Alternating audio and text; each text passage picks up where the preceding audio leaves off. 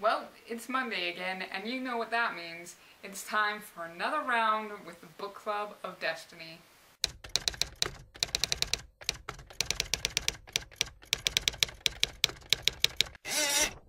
Today we are going to be talking about the Two Princesses of Bamarre. This is not what the cover actually looks like. Somehow in that move I mentioned in the last video, I left the actual, cover dust sleeve thing with my other books. So my book is naked, but here's what the cover should look like. So this book is by Gail Carson Levine, an author who I highly recommend. You may know her as the author of Ella Enchanted, which was her first book that was published. And interesting side note, it actually took her 9 years before she could get that book published. That book would then go on to win the Newbery Honor Award. A side note about Ella Enchanted, that book is great. It's a nice twist on the Cinderella story, sort of. There's similar aspects, but really it's quite unique and it's completely its own thing. But I've met some people who are like, oh, I saw the movie was kind of bleh, so I'm not sure I want to read the book. This is one of those cases where you shouldn't judge the book by the movie. Nothing against the movie if you like the movie. But I would say that the book is better than the movie. So if you love the movie, great, read the book, you'll love it too.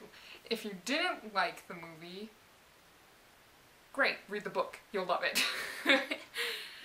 So, just side note, keep that in mind. The Two Princesses of Bamarre tells the story of two sisters who are completely different. You have Meryl, the older one, and Addie, the younger one. And Meryl is the sort who loves adventure. Like, that is her big dream, to go out into the world, to fight monsters. She loves sword play and all those good things. Whereas Addie is much more timid. She is afraid of, well, lots of things. And one of her biggest comforts is knowing that she has her older sister there to protect her, who's actually promised never to leave on her adventures until Addie is married, and then will have a husband to take care of her. Good deal. But there is one thing that even the courageous Meryl cannot overcome, and that is the Grey Death. The Grey Death is a plague that has been going around the kingdom of Bamarre, and once you catch it, you only have a certain amount of days to live. There's no way to escape it, and there is no cure. So, when Meryl comes down with the Grey Death, all seems lost. Addie doesn't know how she can go on without her sister, and then it becomes clear there's only one thing that she can do, and that is to swallow those fears to the best of her ability and embark on the sort of adventure that Meryl always wanted, so that she can find the cure and save her sister. So, the story then goes on to tell us about all the many adventures that Addie has and about all the different creatures that she faces. I would give this book a 5 out of 5. It is great.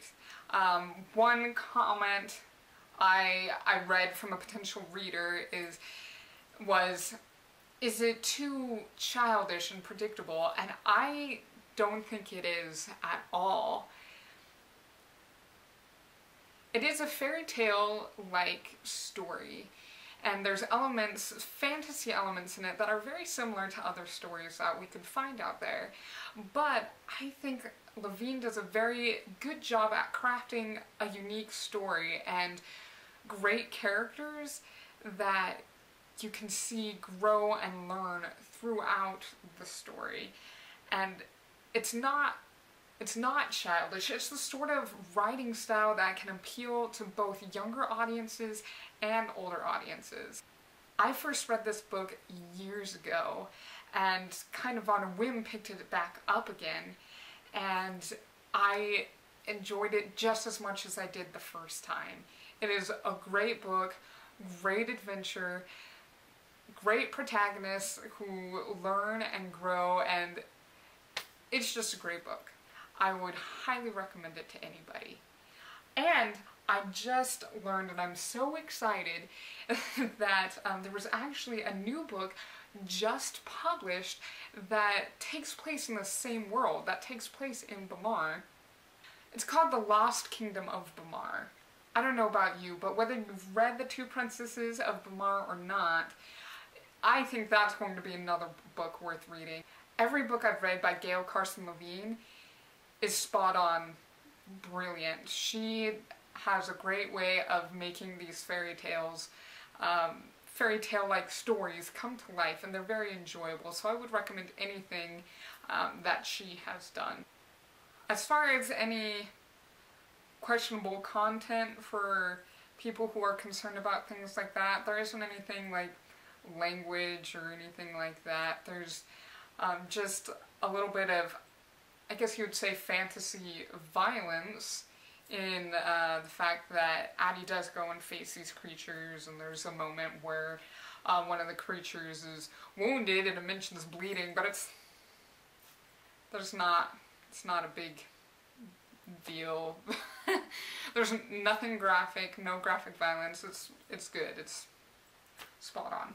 So, if you haven't read the book yourself, I highly recommend that you go out and read it. It does fit more into that young adult children's literature sort of thing. I highly recommend it.